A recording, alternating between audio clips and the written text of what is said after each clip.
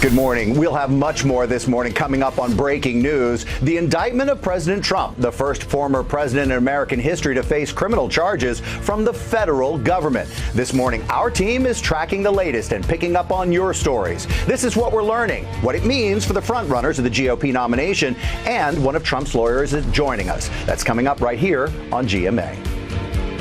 Ahead on our next hour of GMSA, San Antonio police say they've arrested a 17-year-old in the murder of a 2-year-old girl.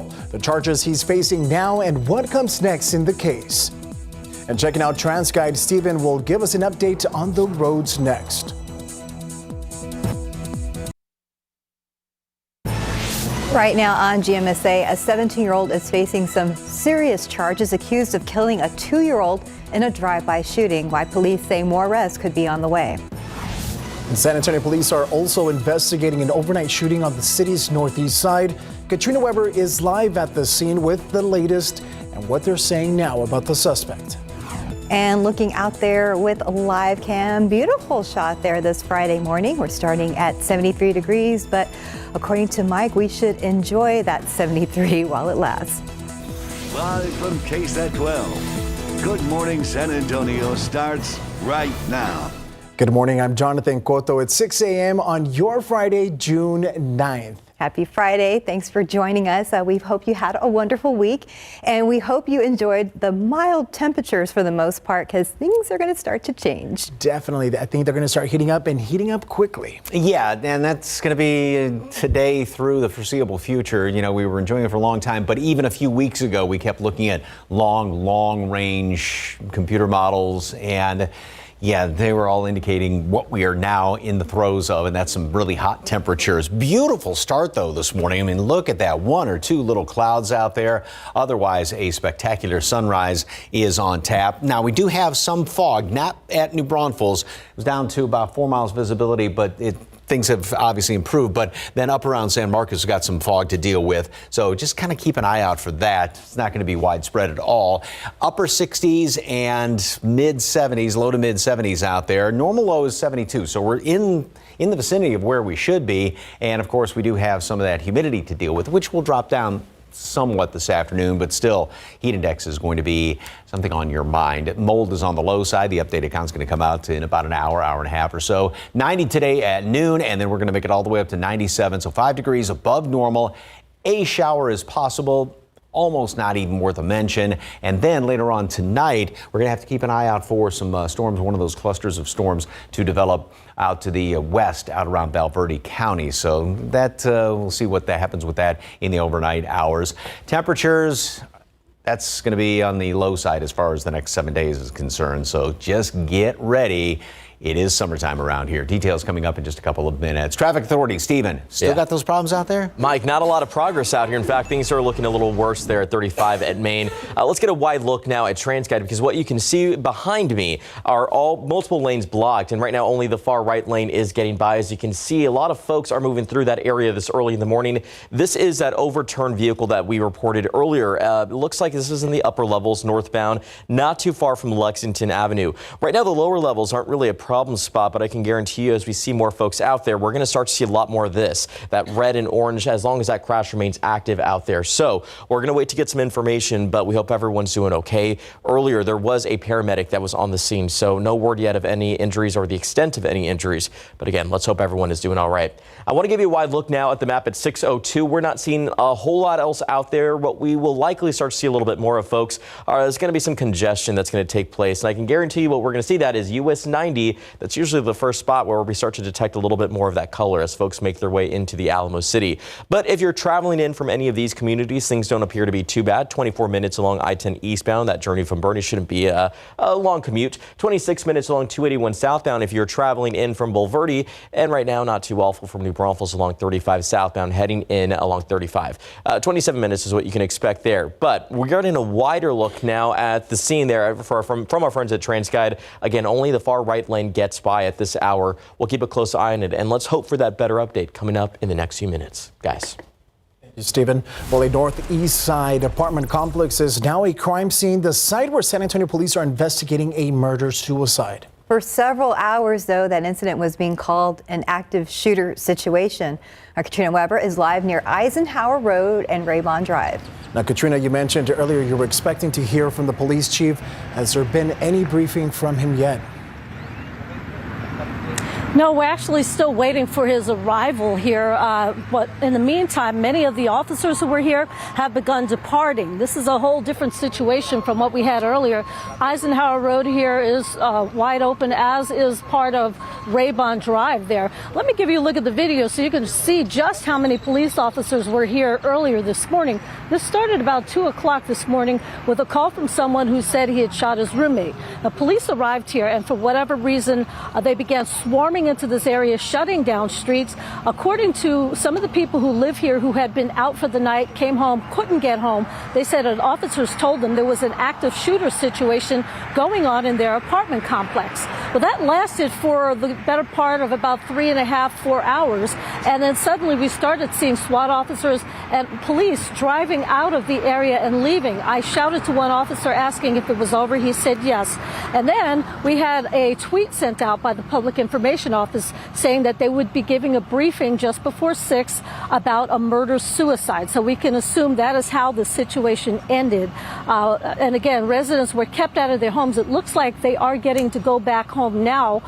The street that had been shut down, they still kept Raybon shut down for quite a while after this was all over, but it looks like it is open now and people are getting to go back home. But police are still within that apartment complex right now investigating what happened this morning, described by the Public Information Office as a murder-suicide. Reporting live on the northeast side, Katrina Weber, KSAT 12 News. Thank you, Katrina. Developing now, a 17-year-old arrested late last night, charged with capital murder. That's in the death of a 2-year-old girl. Da'Aaron Turner is accused of shooting Mackenzie Hernandez Garcia at a home on Future Drive about a month ago. Now, police say he fired that shot that hit the little girl while she was standing inside the home near the front door. At the time, Chief William McManus said police had a suspect lead and 2-year-old Mackenzie was not the target. Police believe more arrests could happen in this case.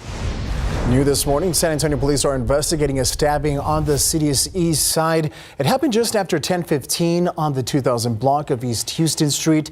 That's near North New Braunfels Avenue, east of downtown. Police tell us a fight in the parking lot of a rent-a-center ended with a man being stabbed by a woman in the arm.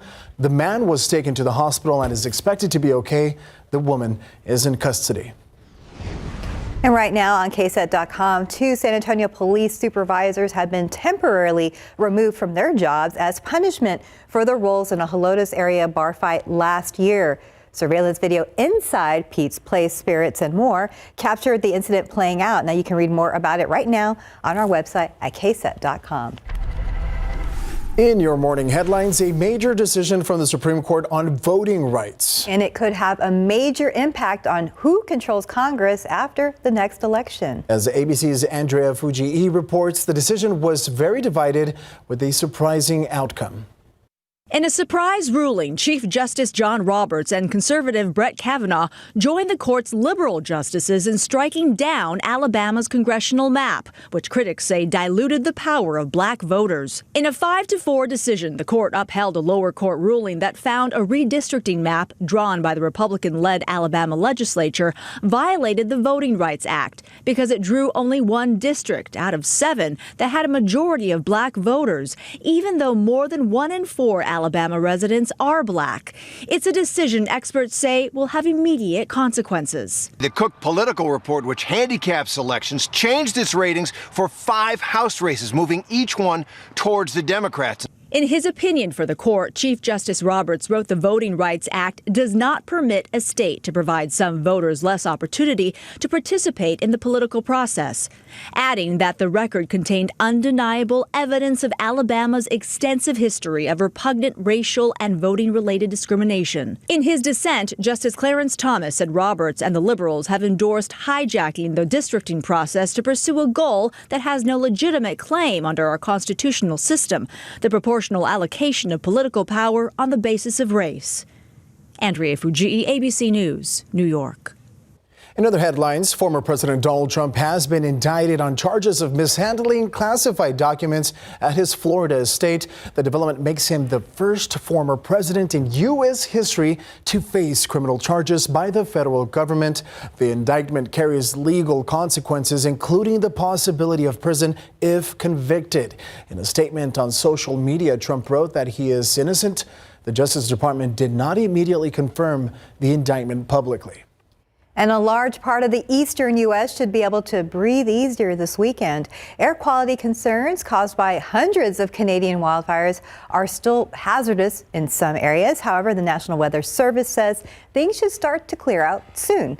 The smoke clouds have forced postponements for professional sporting events and flights to be grounded due to visibility. Roughly 50 million people across the Midwest and East Coast are currently under air quality alerts. Yeah, those pictures are certainly starting to look better. Yes, they Good for definitely them. are. Folks, time is 6:10, temperature 73 degrees. Still ahead, Spurs fans are getting ready for the expected arrival of basketball phenom Victor Wembanyama. What you need to know about the team's draft party at the AT&T Center. And after the break, a story straight out of the X-Files. That's right, what a family in Las Vegas says fell out of the sky and landed in their backyard. And here at home, looking at the sky with live cam, looks pretty out there this Friday morning. We're starting at 73 degrees, but enjoy this. This will be kind of a break compared to later this afternoon. We'll be checking in with Mike for all those details coming up.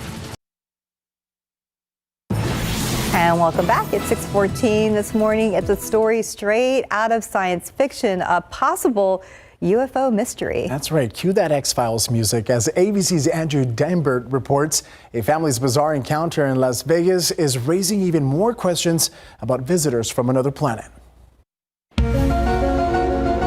It's a scene straight out of the X-Files. A family in Las Vegas insisting something is out there after allegedly having a close encounter of the third kind. I swear to God, this is not a joke. One witness calling 911 after they say an object fell out of the sky and landed in their backyard. They're like 9 foot, 10 foot tall. They look like aliens to us. Big eyes, they have big eyes. The mysterious object that fell from the sky, even the officers apparently saw that. The green glow of the alleged UFO is seen on this newly released body camera footage. I have butterflies, bro. Everyone saw a shooting star, then these people say there's aliens in their backyard. So when that 911 call came in, less than an hour later, police were ready to believe it. It was like a big creature. A big creature? Yeah, like around 10 feet tall. Because I'm not going to BS you guys. One of my partners said they saw something fall out of the sky too, so that's why I'm kind of curious. Did you see anything land in your backyard? But after a brief investigation of the yard, officers closed the case as unfounded. If those 9 foot beings come back, don't call us, all right? Deal with it yourself. I ain't dealing with that. According to former intelligence officer David Grush, an alien crash landing isn't too far-fetched. Grush recently turned over documents to Congress claiming the U.S. government has a vast collection of vehicles that have non-human origin. Andrew Dembert, ABC News, New York.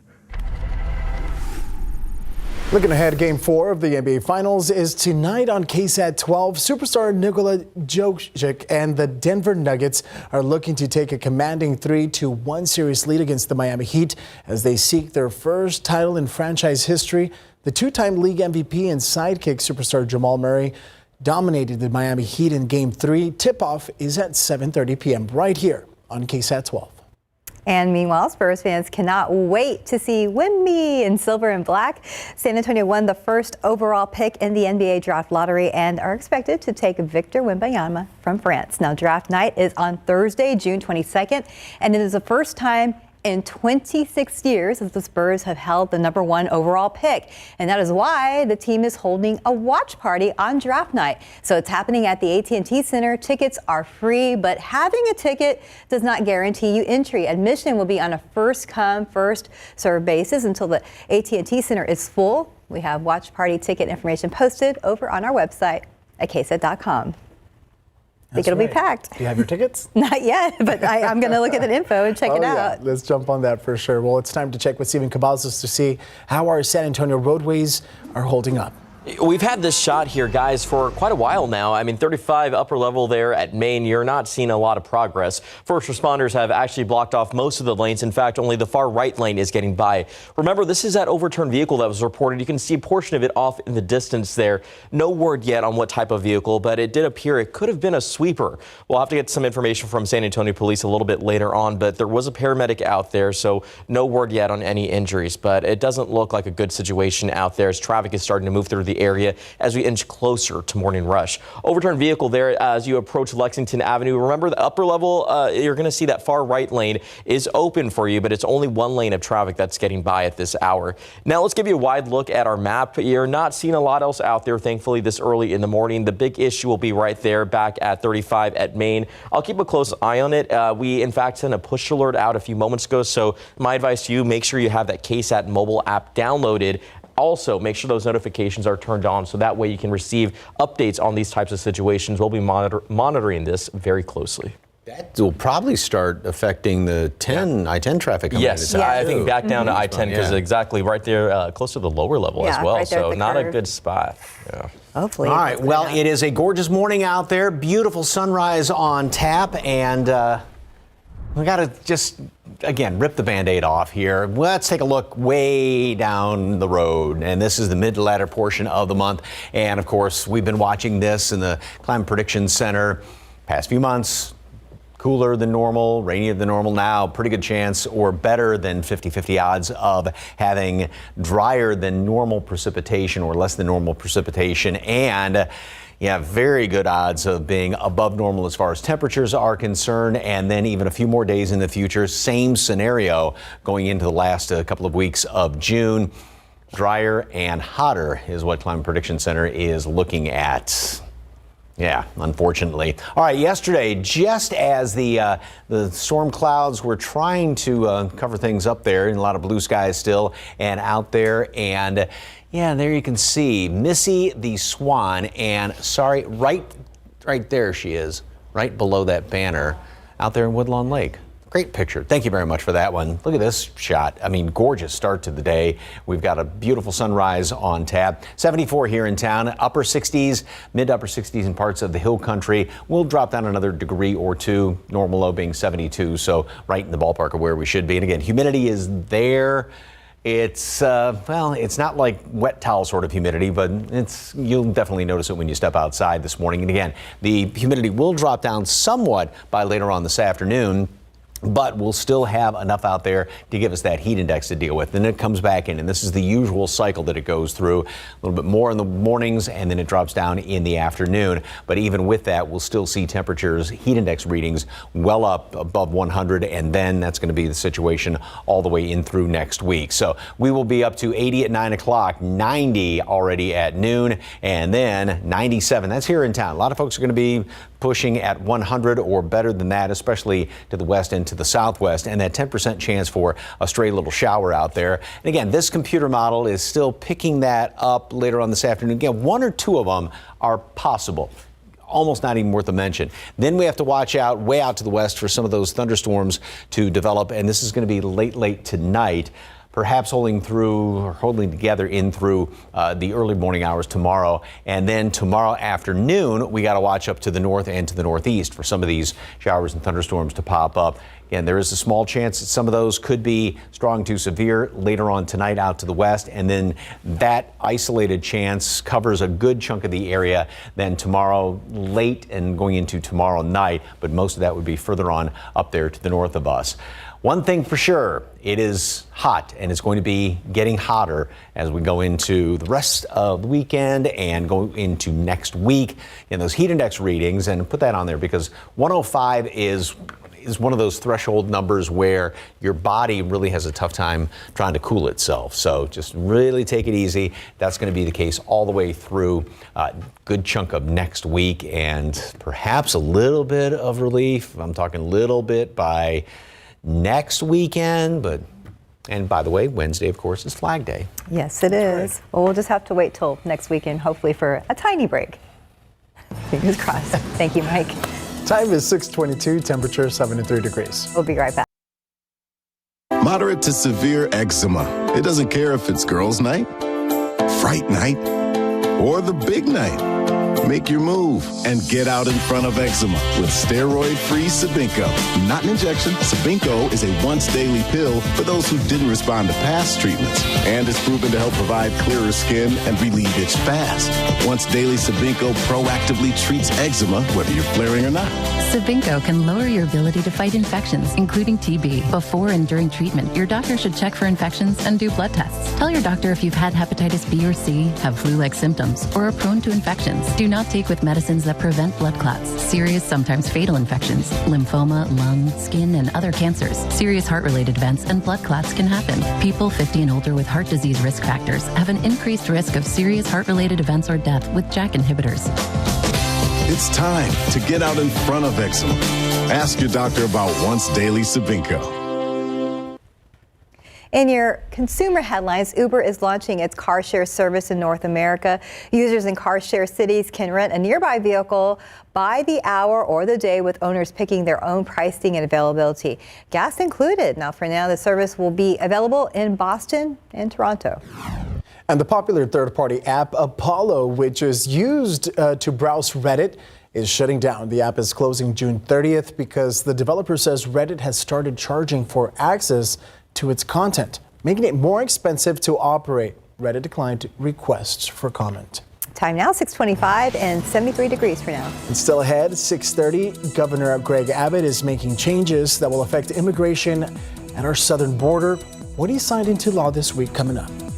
And a child is in the hospital this morning after a dog attack on the city's west side. What we learned overnight and where the dog is now. And taking a look at the roads with TransGuide. We'll be right back, and we'll be checking in with Stephen Cavazos.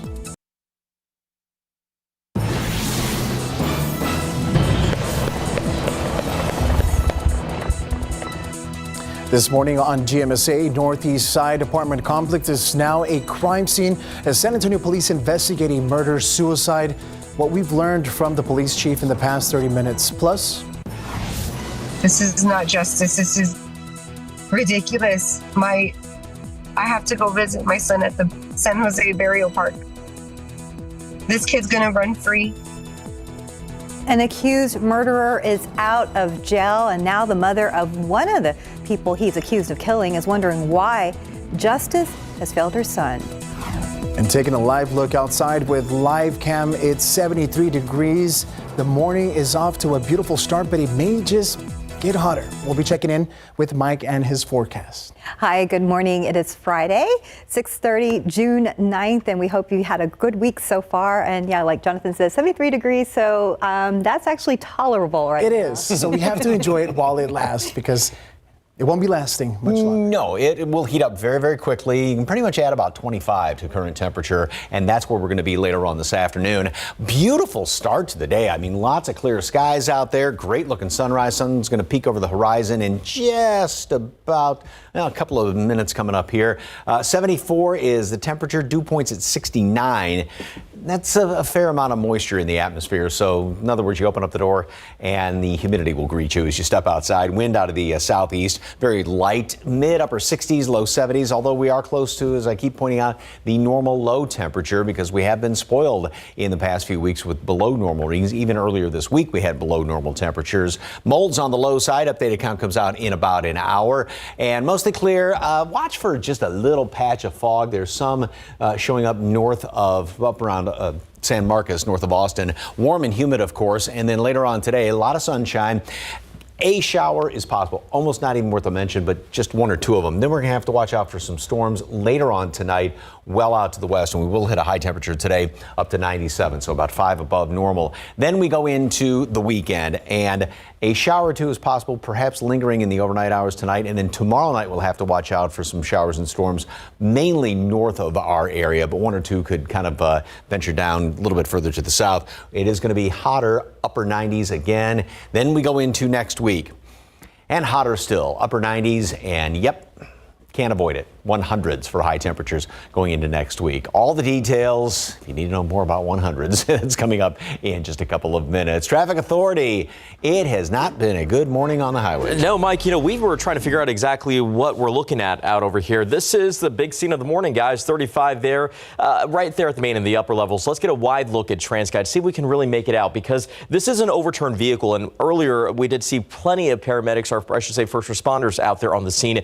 This has led to some big traffic delays, but we were seeing that this could possibly be a sweeper. That's not been confirmed just yet, but you do see that right now we do have crews out there working to get that vehicle upright, but it is causing some pretty big delays. No word yet on any injuries, but you could still see that traffic's moving through there pretty slowly on our map. Now backed up there at 35 northbound at Lexington Avenue, and as we get a wider look at that area, you do see that traffic's backed up more than a mile down to I-10, and Mike had mentioned that a little bit earlier as well, so that was expected. We did set a push alert out about this earlier this morning, so if you know anyone that has to travel through there in the next few minutes or so, make sure to avoid the area. That's my best advice. Giving you a wide look now at the map. We're not seeing a whole lot of slowdowns just yet, but it does look like another crash may have popped up on the far east side. We'll get a closer look at that and find out exactly what the conditions look like there, but I do want to get it back here to this shot at TransGuide. This is 35, the upper levels there, not too far from Lexington. We do have multiple lanes blocked right now, and we have been watching it all morning long, so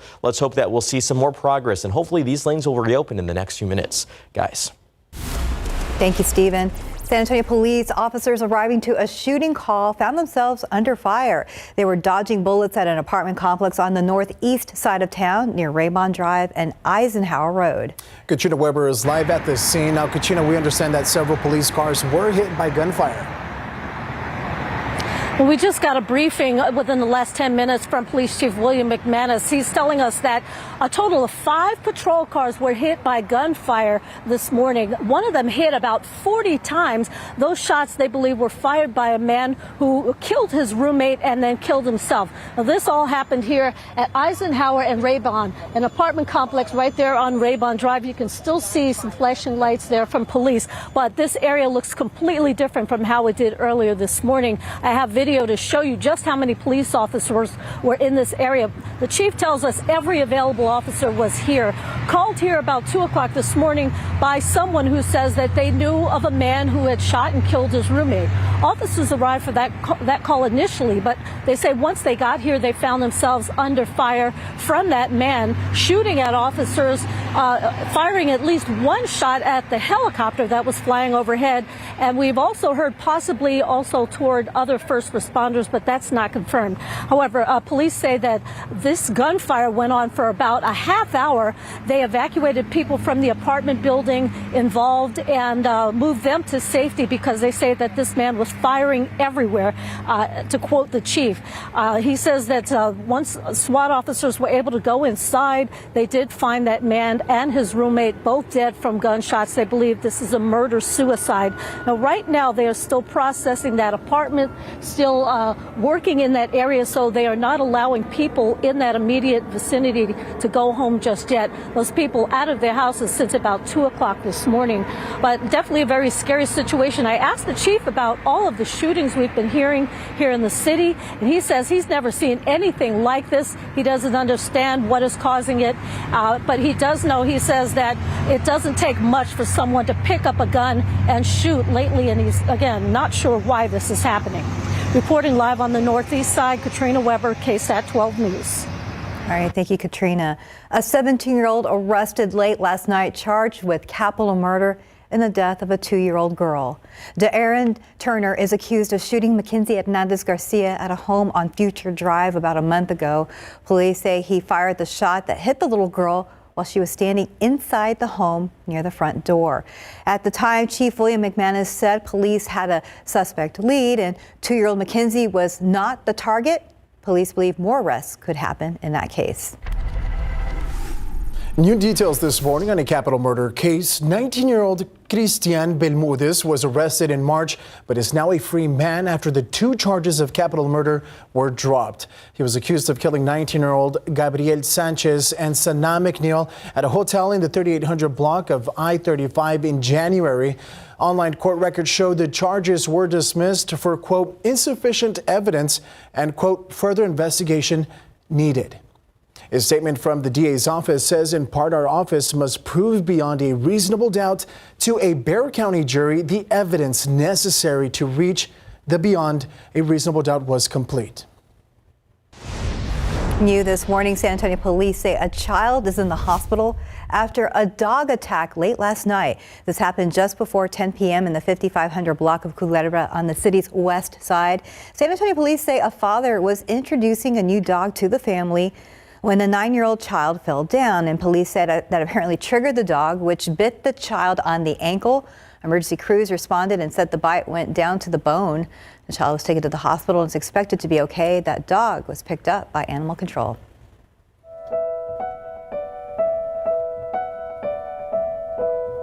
Governor Greg Abbott is making a number of moves in Austin that will affect our southern border. 6 bills were signed yesterday, and some include giving Border Patrol agents more power of arrest, search, and seizure, and giving Texas landowners money if migrants cause their damage to their property while crossing the border.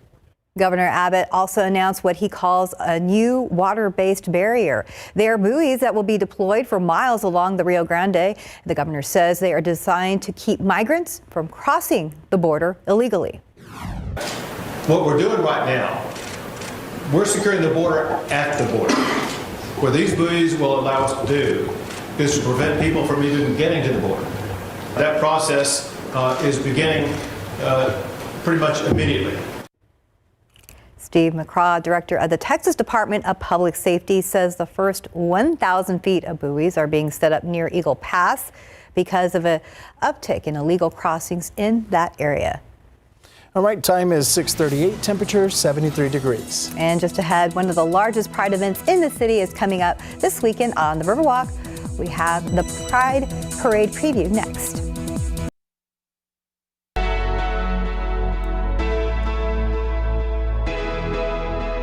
Folks, it's June, and that means it's Pride Month. And what better way to celebrate in San Antonio than with a parade? That's true. The second annual Bud Light Pride River Parade is set for this Saturday downtown, and organizers are expecting a big turnout. Big turnout. And Alyssa Cole joins us from the Riverwalk with more details on the parade. Alyssa, good morning. Good morning, you all. I'm telling you, it just feels so good right now on the Riverwalk. But just imagine this area will be filled with lights, boats, music, and all types of fun on Saturday for the Pride Parade. Now, the Bud Light Pride River Parade was created by Visit San Antonio to promote the city's inclusion, encouragement, and support of the LGBTQ plus community to live openly with equal rights. The parade will have 2 showings, each with more than 19 colorful river barges. The first parade will be at the downtown reach of San Antonio's Riverwalk, and it will serve as the closing event for the Celebration Festival at La Vita. The second showing will be in the Riverwalk Museum Reach area. We have floats like Elton John, we have Lady Gaga. So the folks decorated themselves, the floats are decorated, and people will be in costumes to reflect the icon represented on that float.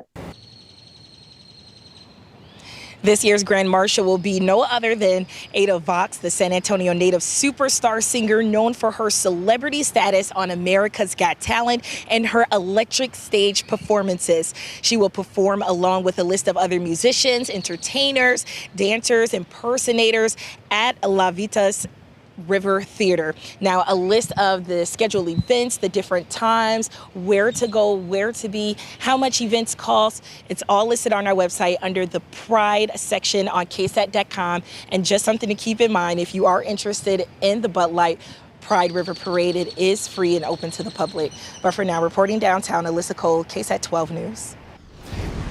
Thank you, Alyssa. And right now on KSAT.com, you can check out episode 2 of the South Texas Pride podcast. Ivan Herrera introduces us to AJ Rivas. He's a digital creator, influencer, and comedian. He talks about everything from his social media origins to how his life changed after going viral and his upcoming Pride comedy show. You can watch it right now on our homepage. And if you have any Pride events or story ideas you'd like to share, you can send them to pride@ksat.com. And time now 6:45, and we still have problems out there at I-35 at Maine. That's right. We're going to be checking in with Stephen Cavazos right now to see how that's playing out right now. Well, unfortunately, things have not looked any better out there, but other spots of town don't look too bad. Let's get a quick look. We've been keeping our eyes along 35 there at Maine, but I do want to make sure that we get a look to let you know what you can expect elsewhere. Right now, this has been the problem spot. Yes, we have multiple lanes blocked due to that overturned vehicle. In fact, it's led to big delays. But if you're traveling through 35 at San Marcos, it shouldn't be too bad of a commute for you. You see the north and southbound lanes don't appear too crowded, but maybe pack some sunglasses. Check out 410 at Jackson Keller. And as you get a shot here at 410 at New Braunfels, this was actually the scene of another crash that we had reported earlier in the morning that's already cleared out. But as I mentioned, the big problem spot has been this overturned vehicle that was reported sometime before 5 this morning.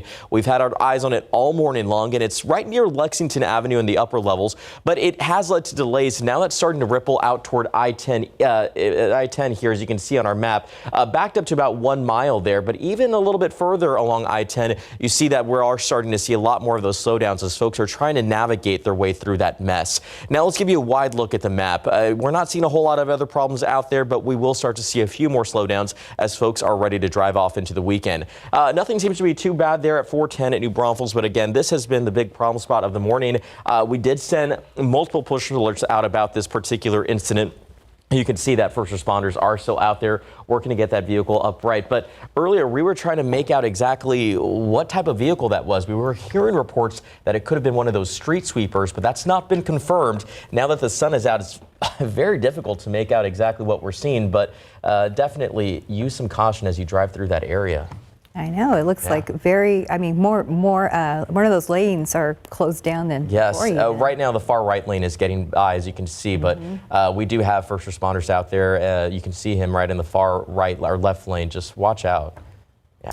All right. Not a good combination out there with the traffic. You've got everything blocked off in the sun. Right in your eyes. Right in your eyes. You have to be focused. Sunglasses, right? That low angle. So here's a great looking picture. Love this. I love the caption too. In a field of corn, be a sunflower. Oh, I love that. And of course, the rain's been great for all. And now I don't know the exact schedule for harvesting, but I assume the fact that we're not getting a lot of rain right now is good if things, for farmers to get out there and harvest some of the crops. Obviously, we could use a little bit more rain, but yeah, everything's nice and green out there, lawns, everything else. Gonna have to start doing a little bit of watering though. All right. Even need sunglasses in this view right here. It is absolutely gorgeous out there. Lots of clear skies, obviously, 1 or 2 little clouds. Temperatures, low 70s, will warm up very quickly throughout the morning. Plenty of sunshine, already up to 90 today at noon. And at 1 o'clock, we hit our normal high temperature. We keep going from there, add another 5 to that. 97, 10% chance for a stray shower or two. Here is the that rapid update model that we sometimes like to show. And again, this one does have a shower or two popping up later on this afternoon. 1 or 2 of them, count them on one hand. That'll be the extent of it. Not looking at anything to become overly strong and or severe during the afternoon hours. However, tonight then we got to watch out to the west for another cluster of storms to develop out there in Val Verde County. Those may kind of hold together into the wee hours tomorrow morning, and then throughout the day tomorrow we'll have a lot more sunshine. Then we have to watch out for a few more showers and thunderstorms to develop up to the north, and some of those may try and kind of drift down into our northern counties tomorrow, which is why we have the chance for some of those to be strong to severe. First of all, today out there, or tonight I should say, out around Val Verde County, that's where 1 or 2 isolated storms may be on the strong, potentially severe side. High winds, hail being the biggest threats. And then tomorrow evening, again, 1 or 2 of those. Now, this is kind of a broad brush covering even portions of the hill country, but the majority of these are going to be further up there to the north and east, but we'll still obviously have to be on the lookout. All right, forecast. Today, we make it up, like I said, 97. Same thing tomorrow. And a stray shower or two today. Then we'll watch out to the west tonight, out to the north tomorrow night. Sunday, we continue to heat up, upper 90s, and we're looking at triple digits. Can't avoid it. Everything's kind of leaning that direction by the middle part of next week. Low temperature. Now, again, 90 right now, 92, 72 are the average normal high temperature and low temperature. So lows really aren't that much above where they should be. Good indication, though, that we'll have a lot of morning humidity and enough left over in the afternoon to put that heat index up to 105, where that's you got to watch it because your body doesn't handle it. It has a tougher time trying to cool itself if you're outside. And again, in the shade, in the sun, it feels even hotter than that. Yes, it does. A good time to wake up early and do things that you have to do outside. Yeah, cut the grass early, not too early to make your neighbors mad. Thank you, Mike. Time is 6:50, temperature 73 degrees. And let's look out there with live cam right now. So right now it's beautiful, 73 degrees, not too bad out there. But again, like Mike said, prepare for the heat. We'll be right back.